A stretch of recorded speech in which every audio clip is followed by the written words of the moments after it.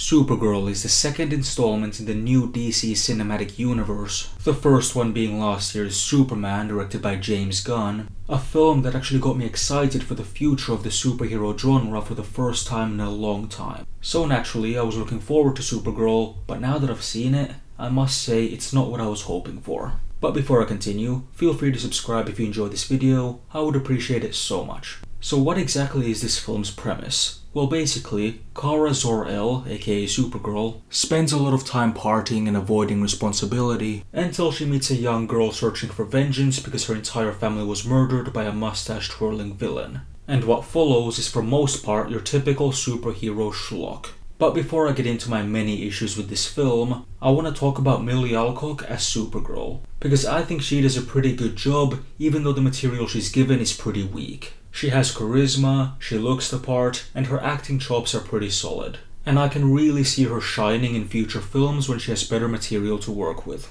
But unfortunately, those are all the compliments I can really give her for now. Because I don't think this is a very good movie, and the main reason is because I feel this film was trying way too hard to replicate James Gunn's style. Look at the needle drops, for example. This film has so many of them, and most of them don't land. One of James Gunn's many talents is knowing exactly when to implement a song, how to implement it, and what kind of song to implement. But I'm afraid Craig does not have that same talent. He's just throwing songs around like they're candy, with no sense of curation. And most importantly, none of it felt sincere. It only felt like he was imitating James Gunn. And that same logic applies to this film's sense of humor and visual language. It's also artificial. But one aspect where this film does not imitate James Gunn, and let's face it, probably should have, is in writing the characters. Because they are so generic. The villain, for example, whose name I do not remember, apparently it's Krem, I have no recollection. But anyway, he sucks. His only motivation is power, I guess, and his only personality trait is cruelty, I suppose. And he's not really even a physically imposing villain. The only reason Supergirl doesn't absolutely destroy him immediately is because she keeps getting nerfed throughout the entire film. It's like the film is constantly finding excuses not to have Supergirl demolish Krem.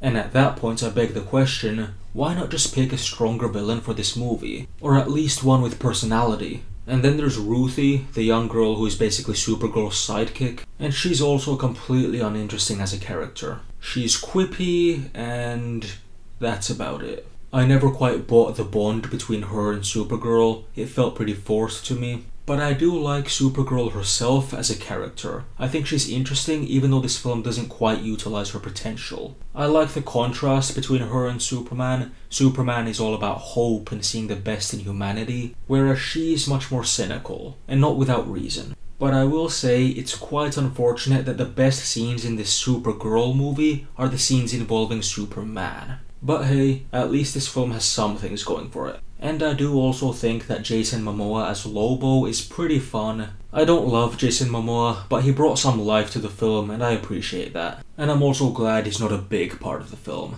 But back to my issues, I don't think this movie really has anything to say or accomplish aside from establishing a few characters. I guess it explores themes of grief and finding your place in the world, or in this case the universe, but it does so in such a surface level way that's been done a million times before. Narratively there's nothing special going on, most of the film feels like filler. And from a pure entertainment standpoint, I found it kind of boring to be honest. The action sequences were kind of mind-numbing aside from a few cool moments here and there. And like I alluded to earlier, the sense of humor also wasn't up my alley, again aside from a few moments here and there. The whole movie just feels derivative and disposable, and I wish that wasn't the case. I am still hopeful for the future of this new DC cinematic universe, but I guess I'm gonna have to temper my expectations just a bit. As for my rating for Supergirl, I'll give it a 4 out of 10.